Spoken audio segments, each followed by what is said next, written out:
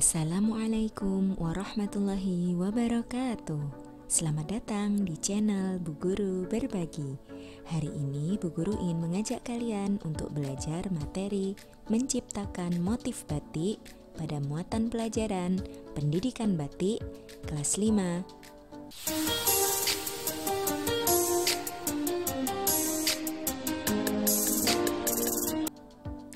Untuk menciptakan motif batik, kita harus tahu terlebih dahulu unsur-unsur pola motif batik. Motif batik atau corak batik adalah gambar pada batik yang berupa perpaduan antara garis, bentuk, dan titik menjadi satu kesatuan yang indah dan biasanya memiliki makna tertentu. Unsur-unsur pola motif batik ada 3, yaitu pola utama atau kelowongan yang biasanya menjadi nama sebuah batik, kemudian pola tambahan atau isen-isen, dan pola pinggiran atau tumpal. Pola utama atau kelowongan adalah pola yang menjadi dasar utama pada motif batik. Biasanya ditempatkan pada kepala atau badan kain dengan posisi paling dominan. Bagian ini juga sebagai lambang dan nama motif batiknya. Macam-macam pola utama ada 4, yaitu motif flora, motif fauna, motif parang, dan motif alam semesta. Motif flora yaitu motif yang pembuatannya diilhami atau diambil dari unsur-unsur keindahan pada tumbuhan, seperti bunga, daun, kuncup, sulur, dan tangkai. Contohnya adalah motif sidomukti, motif sidoluhur, motif truntum, motif kawung, motif lung pakis, kembang sikatan, kembang kepet tapak doro, kirnomondo, dan kastubo. Motif fauna yaitu motif yang pembuatannya diilhami atau diambil dari unsur-unsur keindahan pada binatang. Contoh motif fauna adalah motif gurdo atau garudo, merak kinasih, peksi kablak, peksi dares, babon angrem, celengan, dan kewan-kewanan, seperti yang ada pada gambar. Yang bagian belakang adalah motif gurdo, sedangkan yang bagian depan adalah motif batik babon angrem. Macam pola kelowongan yang ketiga adalah motif parang. Motif parang yaitu motif yang pembuatannya diambil dari batu karang di pantai, yang melambangkan kekuatan dan keteguhan jiwa seseorang. Contoh motif parang adalah motif parang kusumo, motif parang terang bulan, motif parang centong, motif parang seling, motif parang rusak, dan motif parang gondosuli. Macam motif kelowongan yang keempat adalah motif alam semesta. Motif alam semesta yaitu motif yang pembuatannya diambil dari peristiwa alam, seperti hujan, ombak, awan, dan air. Contohnya adalah motif ombak mino, motif tirto tejo, motif udan riris, dan mego mendung.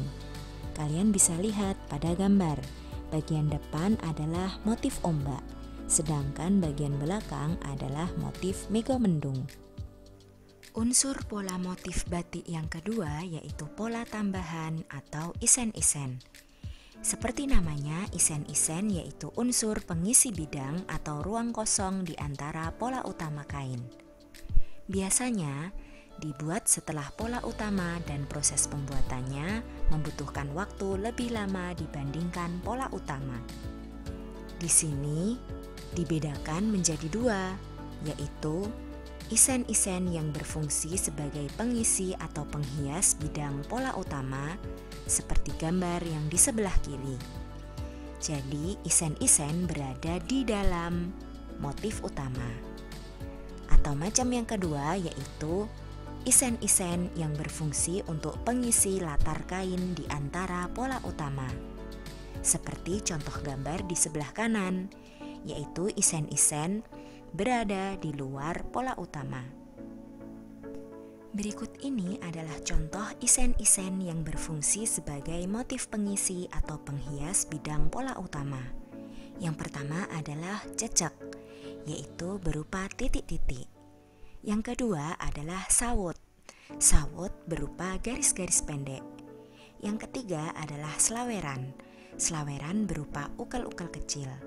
Dan yang keempat adalah kembang jeruk, yaitu berupa lingkaran berisi titik-titik. Selanjutnya, berikut ini adalah isen-isen yang berfungsi sebagai motif pengisi latar kain di antara pola utama. Ada banyak sebenarnya, tetapi di sini Bu Guru hanya menjelaskan 4 saja, yaitu galaran yang berupa garis-garis panjang. Kemudian ada rawan yang berupa alur garis berombak. Kemudian ada ukel, yaitu berupa lengkung-lengkung kecil. Dan ada blarak sineret yang seperti sirip daun. Selanjutnya adalah unsur pola motif batik yang ketiga, yaitu pola pinggiran atau tumpal. Biasanya tumpal dijumpai pada kain-kain panjang seperti sarung, selendang, dan kain baju. Seperti namanya, tumpal berada di pinggir. Nah, berikut ini ada 3 macam tumpal atau 3 macam pola pinggiran. Yang pertama adalah seret. Seret yaitu garis memanjang. Seperti pada motif batik di Jogja, seretnya berciri khas yaitu berwarna putih, seperti gambar paling kiri. Kemudian ada yang kedua yaitu untualang, yaitu berbentuk segitiga berderet. Kemudian yang ketiga yaitu lunglungan atau buketan yang berupa gambar tumbuhan menjalar seperti gambar paling kanan. Setelah mengetahui unsur-unsur pola motif batik, selanjutnya kita akan pelajari cara menciptakan motif batik. Yang pertama yaitu menggambar bentuk asli, misalnya daun dan bunga. Kemudian yang kedua, mengubah gambar asli menjadi motif batik dengan cara menambahkan isen-isen di dalamnya dan sebagainya. Kemudian yang ketiga, menyusun gambar motif batik yang sudah jadi supaya terlihat indah. Yang tadi hanya bunga, kemudian ditambahkan dengan batang dan daun supaya terlihat menyatu dan indah. Sekian penjelasan dari Bu Guru Berbagi. Terima kasih telah menyimak video ini dengan baik. Jangan lupa tinggalkan jejak positif dengan like, comment, share, and subscribe. Wassalamualaikum warahmatullahi wabarakatuh. Sampai jumpa pada video-video berikutnya.